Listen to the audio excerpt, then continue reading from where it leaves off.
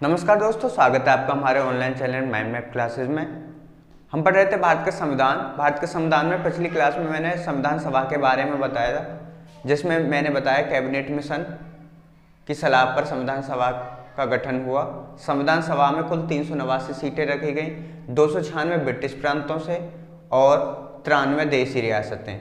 296 में से भी मैंने बताया 292 ब्रिटिश प्रांत थे और 4 मुख्य प्रांत थे। 4 मुख्य प्रांत से बताया था दिल्ली, अजमेर, बाड़मेर, तीसरा था कुर्ग और चौथा था बलूचिस्तान।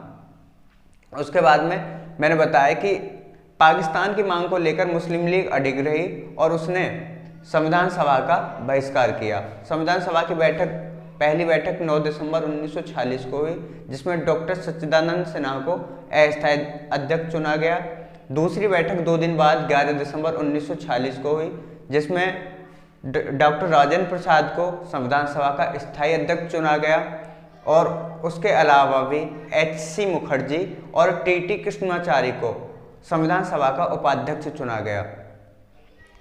इसके अलावा B.N. राव को संविधान सभा का सलाहकार नियुक्त किया गया। मैंने बताया था कि संविधान सभा 2 तरीके से काम कर रही थी। एक तो संविधान का निर्माण कर रही थी और एक आम कानून बना रही थी, मतलब विधायिका के तौर पर भी काम कर रही थी।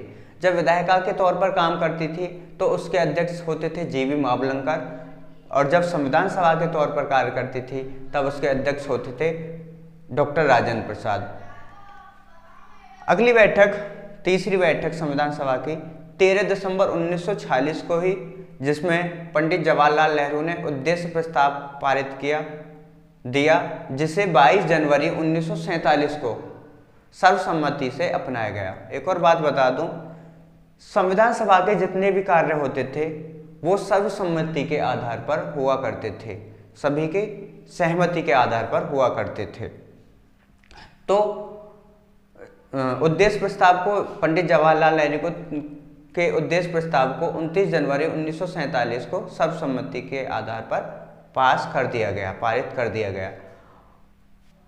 संविधान का निर्माण की प्रक्रिया आगे बढ़ती है और संविधान सभा में कुछ समितियां गठित की गई थी, जो कि बहुत जिनमें 8 बड़ी महत्वपूर्ण समितियां थीं, जैसे कि संघ शक्ति समिति, जिसके अध्यक्ष जवाहरलाल नेहरू थे। संघीय संविधान समिति, इसके अध्यक्ष जवाहरलाल नेहरू थे। प्रांतीय संविधान समिति, इसके अध्यक्ष सरदार पटेल थे। प्रारूप समिति, इसके अध्यक्ष डॉक्टर भीमराव अंबेडकर थे। परामर्शदाता समिति, इसके अध्यक्ष सरदार पटेल थे। परामर्शदाता समिति की 2 उप समितियां भी थीं, एक मौलिक अधिकार समिति और एक अल्पसंख्यक समिति। मौलिक अधिकार समिति उप समिति, इसके अध्यक्ष J.B. कृपलानी थे। कई बार एग्जाम में यहाँ से क्वेश्चन पूछे गए हैं, कई बार। अल्पसंख्यक उप समिति के अध्यक्ष H.C. मुखर्जी थे। ये परामर्शदाता की उप समितियां थीं। एक प्रक्रिया नियमन समिति, इसके अध्यक्ष डॉक्टर राजेंद्र प्रसाद। राज्यों के लिए समिति जवाहरलाल नेहरू। संचालन समिति डॉक्टर राजेंद्र प्रसाद। झंडा समिति, इसके अध्यक्ष डॉक्टर राजेंद्र प्रसाद थे। कहीं कहीं पे बताया जाता है J.B. कृपलानी नहीं थे। झंडा समिति के अध्यक्ष डॉक्टर राजेंद्र प्रसाद थे और झंडा को 22 जुलाई 1947 को, भारतीय तिरंगे को 22 जुलाई 1947 को अपनाया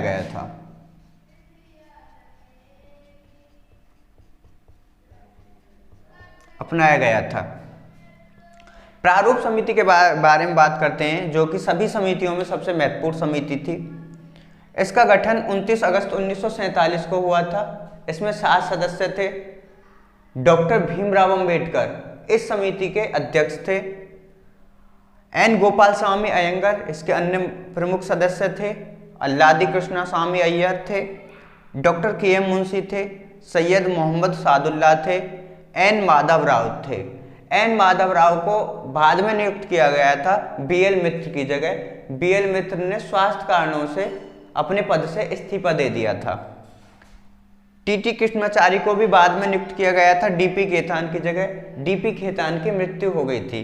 तो यहाँ से भी ये 2 जो पॉइंट हैं ये बहुत इंपॉर्टेंट हैं कि कौन से सदस्य ने अपने पद से इस्तीफा दे दिया था या कौन से सदस्य की मृत्यु हो गई थी, ये दोनों पॉइंट इंपॉर्टेंट है। उसके बाद में संविधान सभा में 15 महिलाएं थीं। यहाँ से एग्जामिनर क्वेश्चन पूछता है कि निम्न में से कौन सी महिला संविधान सभा में नहीं थी। तो मैं आपको बता दूं, ये कुछ 15 महिलाएं थीं जिनके नाम आप एक बार देख लीजिए ताकि आपसे कोई क्वेश्चन छूटे ना।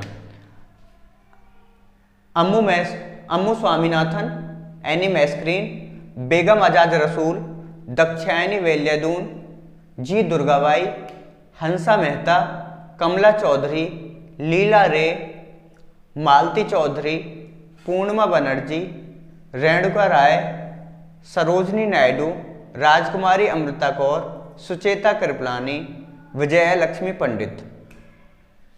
ये 4 नाम मिसलेनियस में भी पूछे जाते हैं। जैसे सरोजनी नायडू भारत के किसी राज्य की पहली राज्यपाल थी, पहली भारतीय महिला राज्यपाल थी। दूसरी राजकुमारी अमृता कौर, यह पहली भारतीय महिला कैबिनेट मंत्री थी। चौथा है सुचेता कृपलानी, यह भारत की पहली महिला किसी राज्य की मुख्यमंत्री थी। चौथा है विजया लक्ष्मी पंडित, ये यूएन में पहुंचने वाली पहली भारतीय महिला थी। तो ये चारों नाम मिसलेनियस में भी पूछे जाते हैं। आगे और बात करते हैं संविधान सभा के बारे में। बात करें संविधान सभा के कुछ अन्य तथ्यों की, तो संविधान सभा के कुल 12 बैठकें हुई और 3 वाचन हुए। तो प्रथम वाचन, जो संविधान सभा का पहला वाचन 4 नवंबर से 9 नवंबर 1948 तक चला। द्वितीय वाचन 15 नवंबर 1948 से 17 अक्टूबर 1949 तक चला। और तीसरा वाचन 4 नवंबर 1949 से 26 नवंबर 1949 तक चला। ये 3 वाचन हुए जिसमें संविधान निर्माण की पूरी प्रक्रिया समाप्त हुई। 26 नवंबर 1949 को संविधान सभा द्वारा संविधान पारित किया गया, जिसमें 284 सदस्यों ने अपने हस्ताक्षर किए तथा 15 सदस्य अनुपस्थित रहे। 299 सदस्य बचे थे टोटल, जिसमें से 284 सदस्य मौजूद थे और 15 अनुपस्थित थे। 284 सदस्यों में भी 15 में से 8 महिलाएं अनुपस्थित थीं, 7 महिलाएं अनुपस्थित थीं। संविधान सभा पर 114 दिन तक बहस हुई तथा संविधान 2 वर्ष 11 माह 18 दिन में बनकर तैयार हुआ और लगभग इस पर 64 लाख रुपए का खर्च आया। मूल संविधान में 8 अनुसूचियां, 22 भाग, 395 अनुच्छेद थे। अगर अभी मैं वर्तमान की बात करूं तो वर्तमान संविधान में 12 अनुसूचियां, 25 भाग और 460 से भी ज़्यादा अनुच्छेद हैं। संविधान सभा ने मई 1949 में राष्ट्रमंडल की सदस्यता ग्रहण कर ली थी। 24 जनवरी 1950 को राष्ट्रगान, राष्ट्रगीत, राष्ट्रपति को अपनाया गया, राष्ट्रपति को चुना गया। 26 जनवरी 1950 को संविधान लागू किया गया। 26 नवंबर 1949 को संविधान बनकर तैयार हो गया था, लेकिन लागू नहीं किया गया था। लागू इसे 26 जनवरी 1950 को किया गया। 26 नवंबर 1949 को 15 अनुच्छेद संविधान के लागू कर दिए गए थे, या कह लें स्वतः ही लागू हो गए थे संविधान बनने के साथ साथ ही। लेकिन संविधान सभा ने 26 जनवरी 1950 को ही संविधान को लागू किया। इस दिन का विशेष महत्व यह है कि 1930 में लाहौर अधिवेशन में जवाहरलाल नेहरू ने 26 जनवरी को स्वाधीनता दिवस के रूप में मनाने की घोषणा की थी। तो इसी वजह से इस दिन को 26 जनवरी 1950 को ही इसे लागू करने का एक तरह से लागू करने का विचार किया गया कि संविधान को 26 जनवरी 1950 को ही लागू किया जाएगा। आगे चलते हैं। डॉक्टर अंबेडकर को भारत के संविधान के पिता के रूप में जाना जाता है। डॉक्टर भीमराव अंबेडकर थे, इन्हें भारत के संविधान के पिता के रूप में जाना जाता है तथा इनको आधुनिक मनु भी कहा जाता है। इन्हें आधुनिक मनु भी कहा जाता है। इनसे संबंधित 2 बातें और हैं कि डॉक्टर भीमराव अंबेडकर को पहली बार बंगाल से चुना गया था, लेकिन भारत विभाजन के बाद पूर्वी बंगाल, जो कि आज का बांग्लादेश है, पाकिस्तान में चला गया और डॉक्टर भीमराव अंबेडकर को वो सीट खाली करनी पड़ी और दूसरी बार में डॉक्टर भीमराव अंबेडकर मुंबई से चुन के आए थे। संविधान सभा के और महत्वपूर्ण बिंदुओं की बात करें, हाथी के चिन्ह को मोहर के रूप में अपनाया गया था।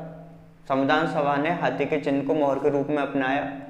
HBR को संविधान सभा का सचिव नियुक्त किया गया था। LN मुखर्जी को मुख्य प्रारूपकार नियुक्त किया गया था। LN मुखर्जी, यहाँ से क्वेश्चन कई बार पूछा गया है। LN मुखर्जी, जिन्हें चीफ ड्राफ्टमैन कहा जाता था। मुख्य प्रारूपकार डॉक्टर भीमराव अंबेडकर नहीं थे। अधिकतर बच्चों को कंफ्यूजन रहता है कि डॉक्टर भीमराव अंबेडकर मुख्य प्रारूपकार थे।